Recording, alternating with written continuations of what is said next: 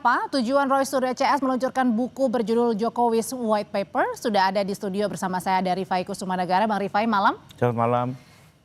Yang merupakan kuasa hukum Joko Widodo dan juga gabung melalui sambungan Zoom ada Roy Suryo. Selamat malam Mas Roy.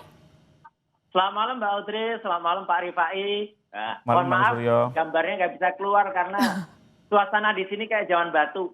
Oh, oke, Mas Roy, saya langsung aja ke intinya nih. Sebenarnya kenapa sih Anda dan kawan-kawan RRT ya katanya singkatannya nih, ada Roy Suryo, Rismon Sianipar dan Dr. Tifa ini tiba-tiba meluncurkan buku Jokowi's White Paper. Apa tujuannya? Sebenarnya bukan tiba-tiba. Rencana buku ini sudah ada ketika kami melakukan penelitian. Biasa kan, seorang peneliti itu pasti menuliskan jurnal, pasti menuliskan catatan ilmiahnya. Dan itulah catatan ilmiah itulah yang kemudian kami bukukan. Sebenarnya kalau dilihat ya, mulai dari awal dulu saya kan juga sudah menuliskan artikel-artikel lepas gitu loh. Artikel lepas, Dr. Rismon juga menuliskan dalam Twitternya ya, karena saya tidak memposting Twitter, Dr. Tifa juga menuliskan di Twitter. Maka itulah kemudian kita rangkumkan, kita gabungkan dalam sebuah buku. Formatnya adalah format science ya, tapi populer. Sehingga enak bisa dilihat, bisa dibaca oleh minimal anak SMA yang kemudian sampai ke perguruan tinggi, sampai ke doktor pun bisa baca karena kami tulis dengan tata cara penulisan ilmiah. Jadi intinya dalamnya apa Mas Roy buku setebal 700 halaman ini? Ya, selain berisi keterangan, narasi, kita juga berisi grafik, gambar-gambar, misalnya hasil-hasil penelitian kami ya, atau juga misalnya dokumentasi. Nah, misalnya soal peristiwa ketika tadi yang berita tadi tahun 2013 itu peristiwa di Jogja juga ketika waktu itu ada diskusi antara sekarang pemretnya Kompas nih ya Mbak Rosiana waktu itu selaku moderator dengan Pak Profesor Mahfud MD kemudian dengan Buya Safi Ma'arif dengan Jokowi ya waktu itu ada di UII. Nah kemudian itu kan pada ngaku IPK-nya berapa. Nah dari situ ada fotonya, ada dokumentasinya, kemudian ada beritanya. Nah jadi semua itu kami tuangkan lengkap dengan bukti-buktinya. Kalau selama ini mungkin orang hanya mendengar di podcast, hanya mendengar naratif, ini semua di buku ini ada bukti, foto. Memang apa itu bukti? Apa di 2013 Mas? Ya misalnya ada bukti ketika peristiwa itu ada di Universitas Islam Indonesia. Ketika ada diskusi yang judulnya seminar memimpin dengan hati waktu itu judulnya gitu. Nah kemudian selain itu misalnya ada analisis ya Mbak Audrey yang sering terdengar waktu itu ada analisis error level analysis.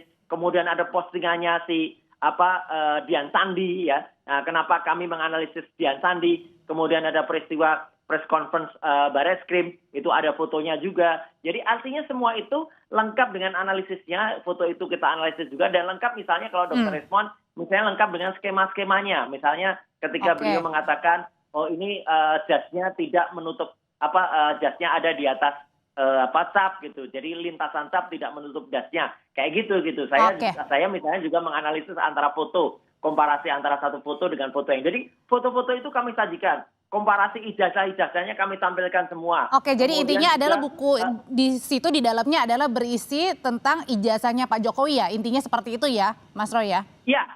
Ijazah yang selama ini tampil di publik. Misalnya yang diposting di Dian Sandi, misalnya yang dia ada pada tampilan ketika press conference Barreskrim. Itu aja lah kalau Pak Jokowi menunjukkan ijazah aslinya pun kita muat dalam buku itu gitu loh. Jadi ini populer banget gitu, sains tapi populer. Itu Pak Audrey. Bang Rifai, Pak Jokowi kaget nggak sih melihat ini ada Jokowi's White Paper yang diluncurkan oleh RRT nih begitu? Kaget nggak? Kemarin sudah ada tuduhan pencemaran nama baik, kemudian ada skripsi, sekarang tiba-tiba luncurin buku. Ya kalau Pak Jokowi sendiri sih, beliau sih tenang-tenang saja ya, santai-santai aja. Artinya orang mau bikin buku ya monggo saja gitu ya. Sekalipun kalau kami sih berpandangan buku ini memang dibuat sebagai alibi dalam perkara yang sedang berjalan gitu ya.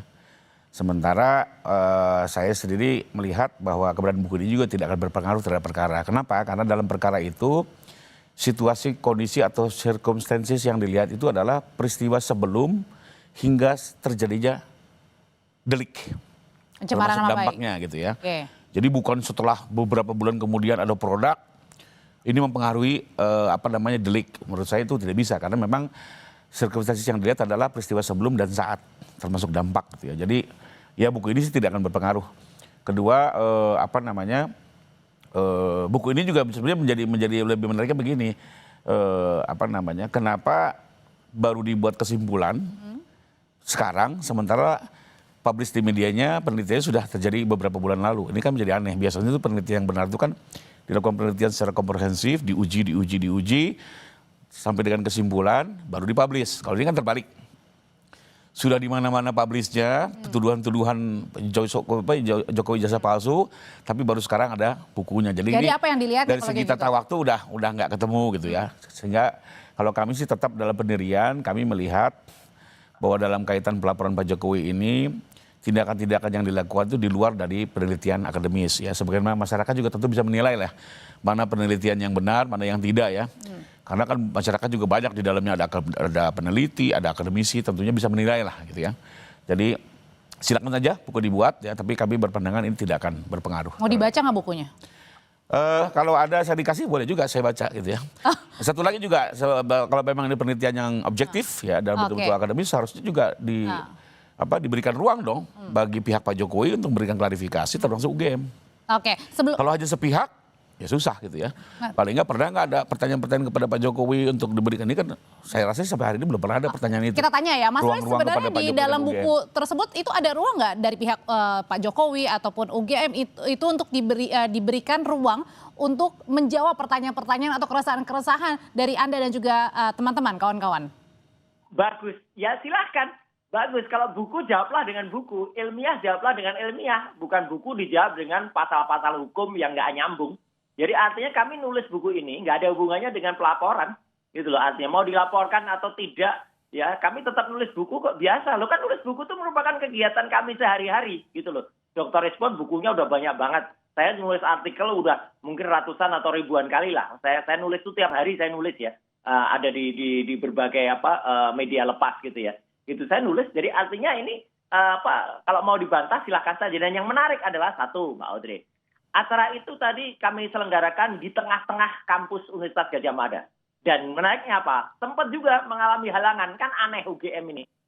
Kalau mau memang istilahnya menantang dengan ilmiah, tantanglah dengan ilmiah, bikin diskusi. Atau misalnya mereka mengusulkan, mereka memberi satu pembicara atau apa gitu yang menarik. Tiba-tiba izin kami dicabut di ruangan Nusantara di University Club di UGM. Tapi kami nggak kehilangan akal ya, kami pakai coffee shop-nya. Kalau orang kan nggak boleh dilarang di coffee shop. Tiba-tiba di tengah coffee shop ini biar publik tahu ya melalui Kompas TV, listriknya dimatikan ya. Kemudian mungkin belum berizin, belum di ACC izinnya kali Mas Roy.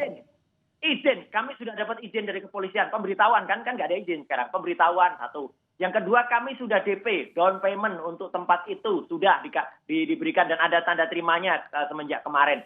Tiba-tiba malam-malam cukup dengan WA pihak GM-nya dari tempat Yus itu mengatakan, mohon maaf kami membatalkan. Enak aja membatalkan gitu ya. Kemudian ya sudah, biarin aja mereka batalkan tempat pertemuannya itu. Kita kan juga bisa makan minum di coffee shop kan.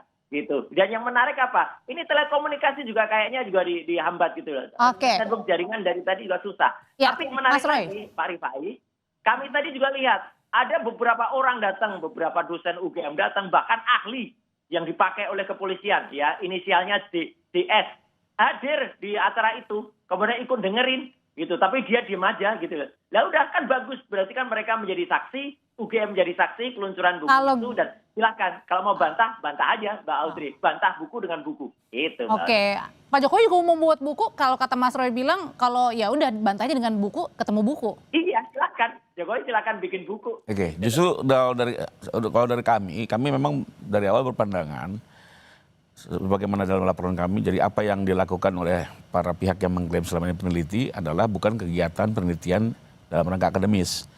Kami melihat ini hanya sebagai alibi, karena di beberapa kasus juga memang banyak dalam beberapa presiden kasus pencemaran selalu para pelaku itu membungkus dirinya seolah-olah dalam rangka penelitian. Tapi kembali lagi juga dalam perjalanannya selama ini para penegak hukum termasuk para hakim juga tidak mudah terkecoh. Ya, jadi kembali lagi silakan aja, ini bagian dari cara berargumentasi ya bahwa ini penelitian, tapi kami tetap dalam kesimpulan bahwa yang kami laporan ini jauh dari penelitian. Nanti kita lihatlah di persidangan. Tetap berjalan artinya itu ya? Betul. Karena ini memang biasa seperti ini, banyak dilakukan ya. Yang bisa diterima itu salah satunya yang kasusnya Mas Haris Azhar itu ya. Itu betul dalam rangka penelitian dan dibebaskan oleh PN Jakarta Timur. Jadi memang rata-rata melakukan seperti ini, Mbak. Buat kami ini alibi dan dalam pandangan kami tidak akan berdampak dengan perkara. Saya tambahin lagi Mbak Audrey, kami tidak asal loh ya menulis buku ini. Buku ini akan terbit dalam dwibahasa awalnya, ya dwibahasa awalnya. Nanti mungkin akan ada beberapa bahasa. Selain selain deluxe paper, juga kemudian edisi yang biasa, juga akan terbit dalam e-book, kemudian ISBN-nya kami sudah mau dapatkan. Setelah itu kami akan terbitkan ini distribusi di 25 negara. Jadi biar masyarakat tahulah isi sebenarnya apa dan biarkan masyarakat yang menilai lah. Gitu, masyarakat menilai sebenarnya kasusnya itu kayak apa gitu.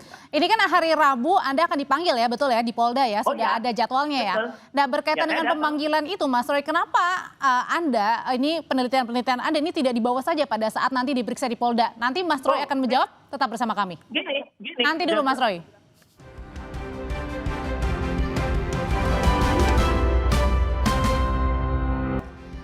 Mas Roy menyambung pertanyaan saya sebelumnya, kalau Anda hari Rabu besok akan diperiksa, pertanyaannya kenapa nggak langsung aja nih bawa bukti-bukti yang ada ke Polda Metro Jaya? Kenapa harus dituangkan dalam buku? Loh, buku ini nggak ada hubungannya, buku ini jangan, Polda juga usah GR ya. Buku ini nggak ada hubungannya dengan pemeriksaan di Polda, tapi kalau Polda penyidiknya pengen tahu tentang isi buku ya kita berikan nanti datanya. Gitu. Jadi buku ini ada tidak adanya pemeriksaan di Polda, buku ini tetap kami tulis kok. Gitu, karena buku ini sifatnya ilmiah untuk pengetahuan masyarakat. Biar masyarakat tuh ngerti bahwa pernah punya presiden yang ijazahnya diragukan. Itu aja udah jelas banget ini di buku ini. Jadi artinya penelitian ilmiah yang kami lakukan itu jelas banget tentang misalnya tentang skripsi. Kenapa tidak ada lembar pengujian skripsi. Dan itu buktinya ada gitu loh. Dan kami tulis siapa-siapa yang ada itu kalau tiba-tiba nanti pada saat pembuktian itu tiba-tiba ada lembar pengujiannya. Nah setidaknya buku ini sudah pernah mencatat bahwa pada saat tanggal 15 April 2025 yang lalu di ruang 109 Fakultas Kehutanan itu lembar pengujiannya itu tidak ada. Kalau tiba-tiba nanti ada, berarti ada bukti palsu yang waktu itu ditunjukkan dan ini ada konsekuensi hukum. Tapi temuan-temuan ini ada nggak takut? Sekarang kan lagi tersandung kasus dugaan pencemaran nama baik Pak Jokowi dengan menuangkan buku ini. Anda nggak takut Mas Roy? Ya, ini namanya ilmiah kok dituding dengan hukum yang katangan kayak gitu. Enggak. Pencemaran nama baik apa? Kalau namanya baik dicemarkan, kalau namanya udah cemar ya dibaikkan namanya. Jadi artinya apa? Orang yang kemudian dipertanyakan ketika diskusi ilmiah tahun 2013 menyatakan IPK-nya di bawah 2, itu namanya baik atau cemar.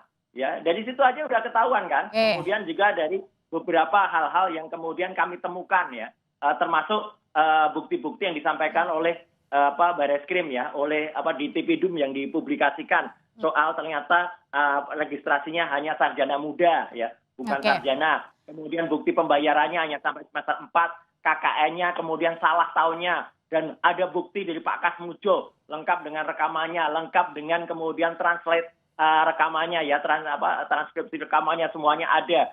Jadi itu kan jelas betul mau perkara apakah itu ada kalau secara hukum kan mungkin dikatakan yang bisa digunakan nanti yang hanya digunakan di persidangan. Ya itu versi hukum, versi ilmiah. Saya tanyain kalau gitu ke Bang Rifai. Videonya ada, gitu jelas banget, Mbak.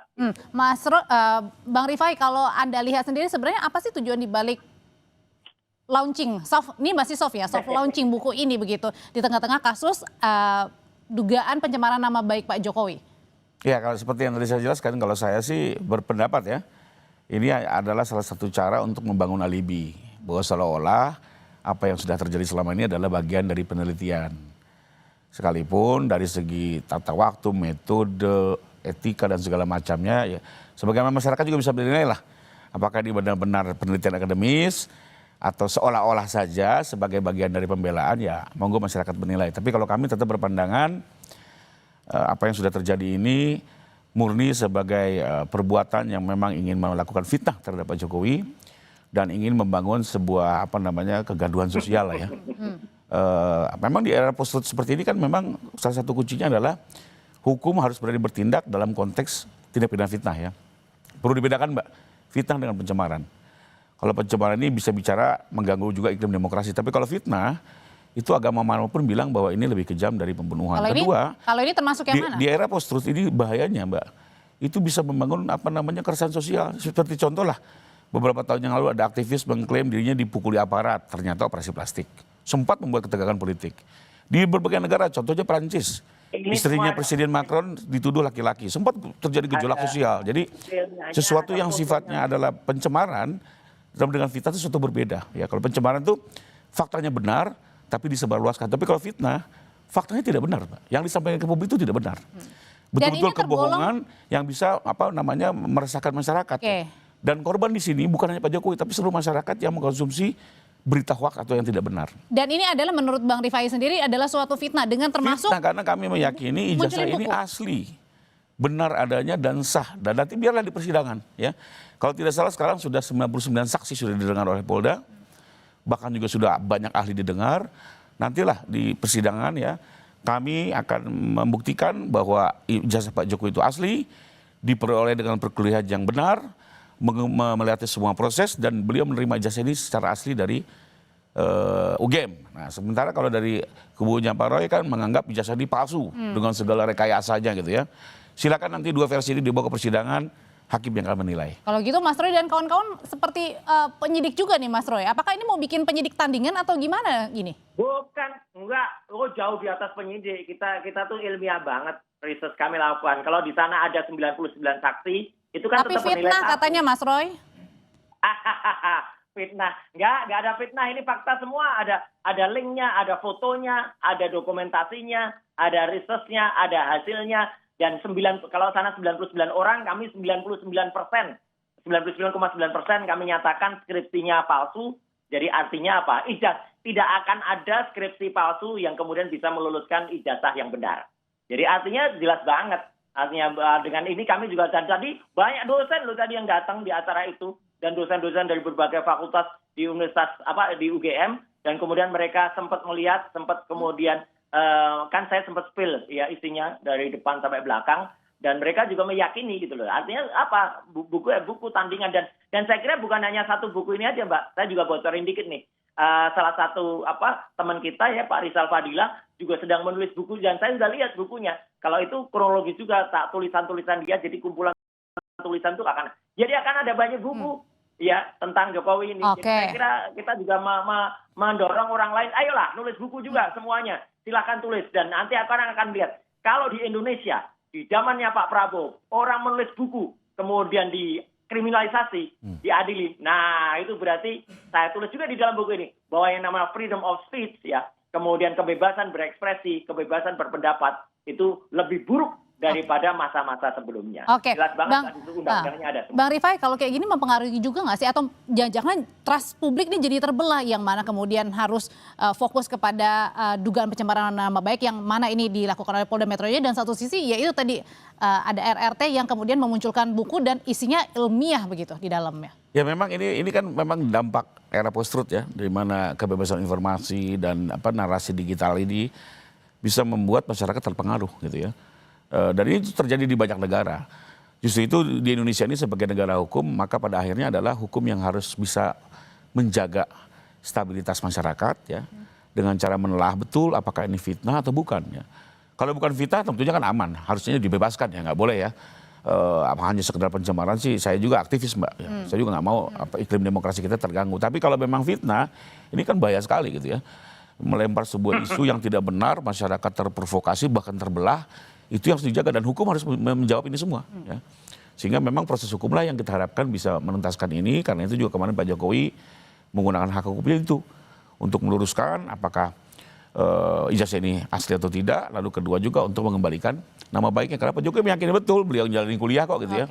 Beliau yang menerima langsung. Jadi itulah lebih kurang Mbak proses yang harus berjalan. Contoh ini tadi dibilang IPK 2, enggak, IPK beliau 3, SKS beliau 144, saya udah lihat langsung administrasinya. Makanya sayangnya itu kalau betul penelitian, kenapa nggak mendengar versi UGM, mendengar versi agar betul-betul tidak sepihak gitu ya. Yang kasihan nanti masyarakat lagi Mbak, yang mengkonsumsi informasi yang nggak benar. Gitu. Kalau gitu singkat aja Mas Roy. Jadi hari Rabu datang atau enggak Mas Roy? Atau minta penundaan lagi nih, singkat aja. Oh enggak, kami datang karena memang sudah acara sudah selesai. Jadi semua sudah clear. Kalau soal tadi IPK itu lah berarti pada tahun 2013 seseorang bersama Joko Widodo di depan kampus UI, di depan Prof. Mahfud MD, Baik. di depan Mbak Rosiana Silalahi, di depan almarhum Buya Saifi Ma'arif, dia berbohong kepada masyarakat. Bohong dengan mengatakan IP-nya 2 kurang. Jadi kalau udah kebohongan itu ya berarti udah bohong gitu loh. Oke. Dan itulah kemudian kita lihat pada bukti-buktinya IPK-nya aja nggak mungkin 3 Baik. atau 3 kurang. Karena kalau kita nilainya B-nya aja banyak sekali.